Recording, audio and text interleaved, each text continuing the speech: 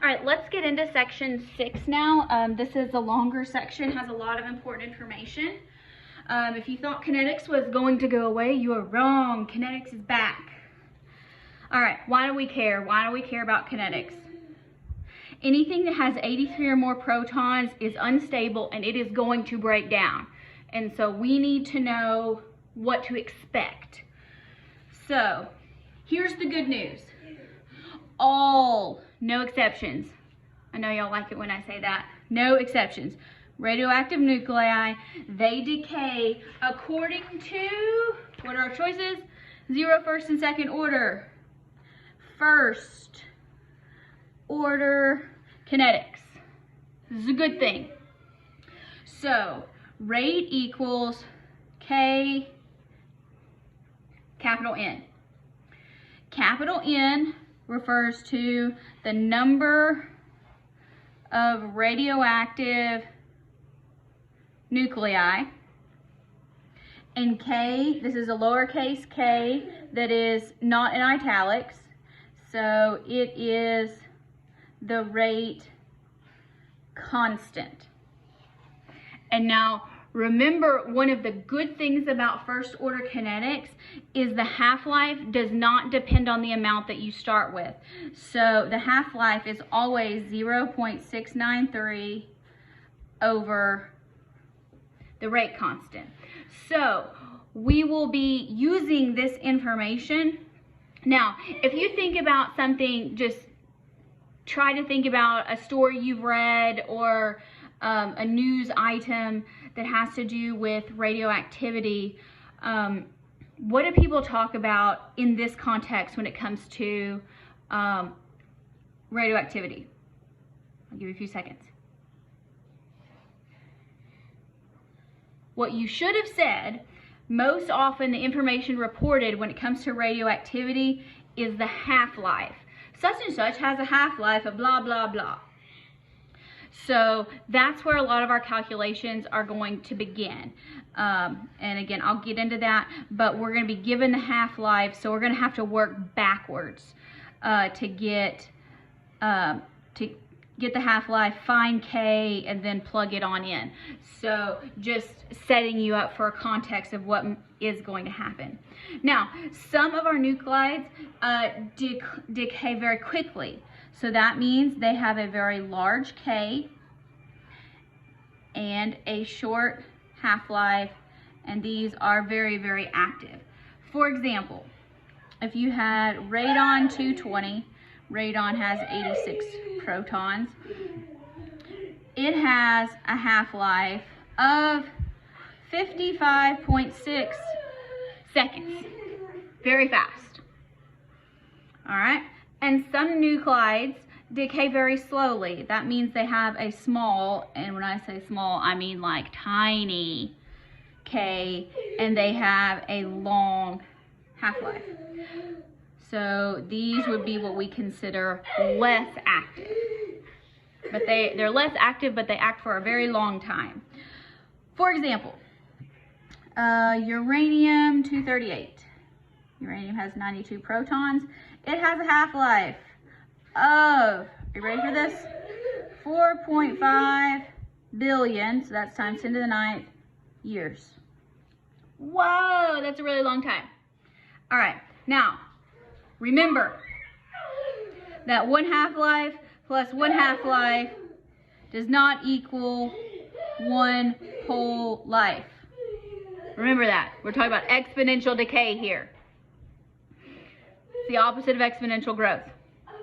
So a sample does not decay to 0 in 2 half-lives. So remember, what is a half-life? It is the amount of time that it takes for 1/2 of the starting amount to remain. So you can look at this graphically, and here we're going to say that this is radon 220. Instead of 55.6 seconds, we're just going to say a minute among friends. So if you start out with 1 million nuclei, after 1 minute, there you're down to 500,000. After another minute, you're down to 250,000 on down. So half of it is gone each minute. So you can see here, and we actually use this concept in pharmacy. Once you get down to about 6 half-lives, the amount that's remaining is fairly negligible, but there's a lot that's happening in these first 5 half-lives, particularly through the first 6. So that's what it looks like on a graph. So if you were to look, you would look at your x-axis, and that's going to be your time, and then pick 2 points. It doesn't matter which 2, but preferably 2 you can read on the scale pretty easily, and that way you can say, okay, and you can find the half. So, okay, well, if I say this is 1,000,000, half of 1,000,000 I know is 500,000. If you don't know, put it in the calculator. There's 500,000, and it took 1 minute to get there. So, reading a graph, you can do it. Now, let's switch over, flashback. Integrated rate law. We're going to calculate how long it's going to take a species to decay. So using our integrated rate law, that says natural log A at whatever time, natural log A original, so that's our original time, our starting amount, equals negative K times time. Then we're actually, since we're not in molarity or anything, we're not in solution, and we're dealing with nuclei, we're going to substitute in the number of nuclei. So what that's going to be natural log of the number at whatever time you're asking for over the original amount that you start with, and then negative KT. Or you can use, we can rearrange this equation and derive it for the amount that's remaining. So if we take natural log n sub t over n0 negative kt, let's get rid of the natural log. So that means nt over n0 equals e to the negative kt. Remember, you get rid of a natural log by using base e and an exponent. So now let's multiply by n sub 0, so our original amount. So the amount at any time equals your starting amount, e to the negative kt. I actually generally don't use this one very much. This was how I originally learned it. I find it's a lot easier for me to work from this equation. This is the one that's usually given on exams and such that I've taken, and I just, based on rates, I find it easier to work in this format. But you can also, again, they're the same, they give you the same information. All right, so let's look at this. Plutonium-236 is an alpha emitter, has a half-life 2.86 years. If a sample initially has 1.35 milligrams, how much remains after 5 years? Okay, so this wants to know how much. And now let me go back and say the number of nuclei that we're finding, it can be a mass. It might be, you know, it might actually be like a number of actual nuclei, but more often than not, it's going to be a mass, because we're not considering electrons as having mass. All right, so what do we need to know? We know that natural log nt over n0 equals negative kt. All right, this is what we want to find. We want to find nt. We know n0. We know time. Do we know k? We do not know k. So we got to find k. How do we find k? If you said, Dr. B, remember that half-life equals 0.693 divided by k, you are correct.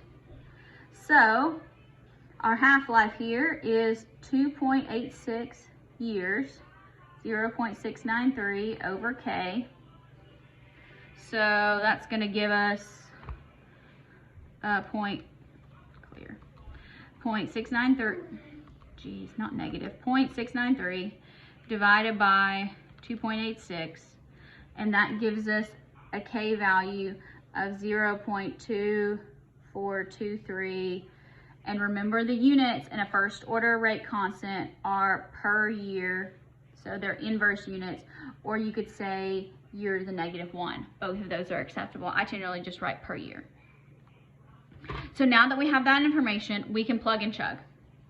So natural log NT over 1.35 milligrams equals negative 0.2423 per year times 5.00 years. So there, those go away. So now, or you can use this equation here if you want to. So I'm going to say negative, whatever that is, times 5. Now I'm going to get rid of it with a natural log. So NT over 1.35 milligrams equals E to that answer 0.2977. And then now let's multiply 1.35. Remember, you cannot multiply until you get rid of the natural log. If that is a problem for you with order of operations, then you need to use this equation. So again, either way is fine. I don't care which way you use it. Just make sure you can apply it correctly. And again, units matter. So after 5 years, 0.402 milligrams, because it asks for a mass. Mass does have units. So let's try this one. Oh, I did it for you, but all right. So if we said, how long will it take for this sample to decay to 0.1 milligrams? In that case, you plug in 0.1 milligrams for N sub T over 1.35, and you solve for T. And again, this time it should have a unit on it. It should be years. So order of operations, natural log. So you can do natural log 0.1 divided by 1.35.